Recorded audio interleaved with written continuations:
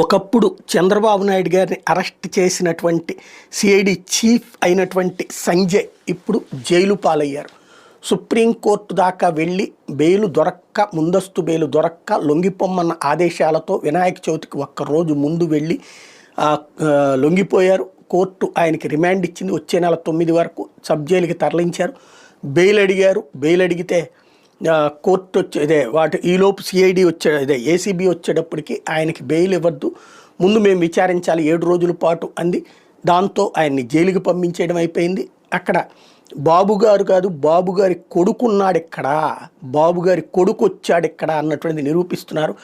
ఐపీఎస్లు ప్రధానమైనటువంటి DG cadre ఐపీఎస్ని జైల్లో పెట్టించినటువంటి శక్తి నుంచి ఇప్పుడు తన తండ్రి జోలికి వెళ్ళినటువంటి సంజయ్ని అరెస్ట్. ఇది చిన్న సిల్లీ కేసు లాగానే ఉంటుంది. ఎందుకంటే ఏదో ఫైర్ డిపార్ట్మెంట్కి సంబంధించినటువంటి వాటి